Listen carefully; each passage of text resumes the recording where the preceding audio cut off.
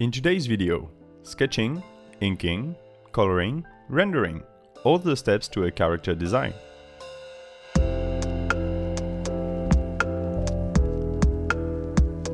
Well, hello there, I'm Détroit. Today we are making a character design illustration. I will be showing you the entire process and explain all my choices to make this a complete picture, so I encourage you to watch until the end. You should also subscribe if you like this sort of content, but that's up to you. I just heard it helps to remind you of the possibility.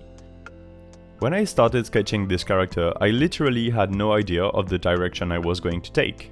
I wasn't even sure this would be a character design. These days, I tend to start doodling characters because I've been working on anatomy and pose a lot. I'm getting tired of characters standing and facing forward, but it's hard to draw a proper, interesting pose. Today I'm thinking more of the pose and the body language than the rest. The design itself will come later. For now, I want to draw a somewhat lazy but confident character. Literally someone laid back with a hand on the thigh. Talking about hands, I have tried really hard to avoid drawing hands for a while now, and today I don't want to escape, so I won't be hiding the hands away. Instead, I'll hide the feet. Besides getting the pose in the sketch, I also want to work on the shape of the design, without getting into the design itself, if it makes sense. One of my favorite ways to approach character design is to use what I personally call a 2-1-3 shape language. Don't look this up because I made it up literally 10 seconds ago.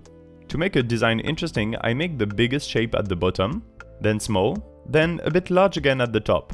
In this case, it translates to a rather large pants and boots, transitioning into a thin waist with close to no adornments, and then some more details for the head. So 2-1-3. The head is somewhat complex, the middle is very simple, and the bottom is very large and detailed. If you add in the pose, the illustration's overall design and composition is basically a triangle with a large bottom and the legs pointing to the top and the head. If you take into account the motorcycle that will come later, the vertical arrangement of the shapes is even more clear.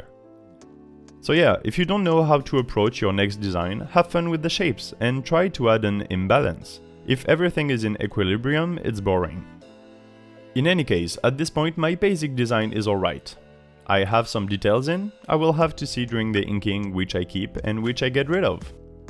Now, because the inking is quite a boring process, albeit satisfying to watch, instead I'll talk about the story that goes with this character.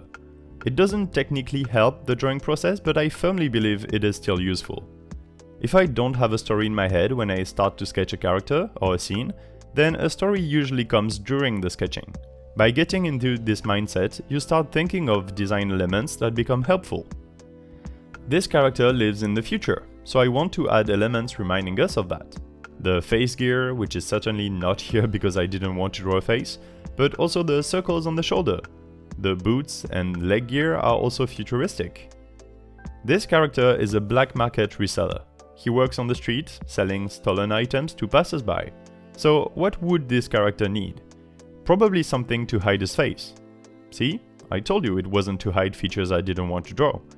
Just kidding. What he would need is a vehicle. He needs to be able to move quickly in case the future police is after him, but to go everywhere, so a motorcycle is quite nice.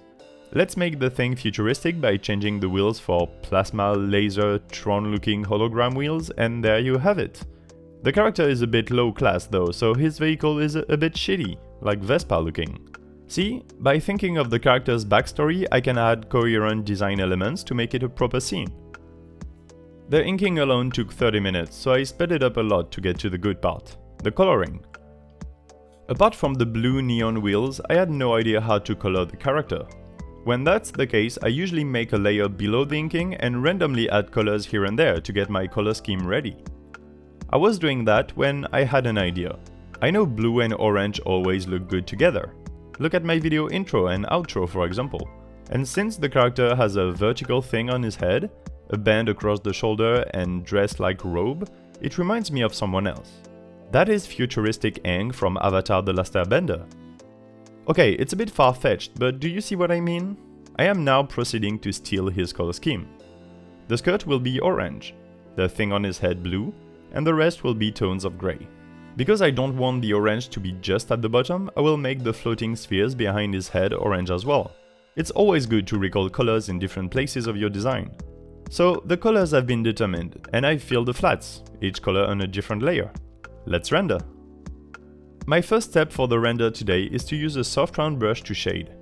I shade everything with it and with a dark purple tone. That is because the overall picture and colors are pretty cold, and adding some purple will warm up the overall tone. It's good to have a balance between warm and cold, unless that's your goal. For the orange robe that's already quite warm, the purple would actually make it colder, so instead I use a reddish orange. After the soft shading, I pick up a hard-edged brush this time and do some cell shading. That's when you have a single tone for shading and hard edges. The tone I picked is actually the greenish dark background color. With the light of the scene being at the top right, I fill with the dark green every area that doesn't see the light. The layer I'm shading on sits on top of everything, and I will be turning the layer style to multiply and lower the opacity once I'm done. This way, the soft shading below will still pop up from underneath. You can note that in order to make the shading more simple, I'm using a clipping mask. Because the rest of the drawing, the flats and all, are in separate layers, I group these layers together to use a single clipping mask. So that was for the shading, aka adding shadows. Now let's add lights. There are 3 lights in this picture. The first is the overall light that is outside the picture. I used that to define the shading earlier, but now I want to focus on the other 2 lights that are visible this time. I will start with the white cube because it's simpler. The cube glows, and the glow will light the character's right, or his left actually, but that's the right side of the canvas here. It's just like the cell shading, but instead I am coloring the areas that do see the light. I really like how it turns out on the back of the motorcycle with the finger shapes.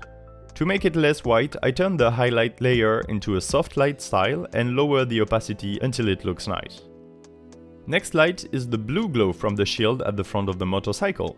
Once again, I use the same process, a hard brush with a blue tone this time that I will tweak using layer styles and opacity. If you take a look at the overall render process in this illustration, it's very simple. Instead of thinking of everything at the same time, I am superposing different layers of shading and lighting. It's not the most accurate, but it's quite simple and efficient, I would say. And now to finish this off, I am drawing random lines everywhere. On the boots, on the cycle, on the dress.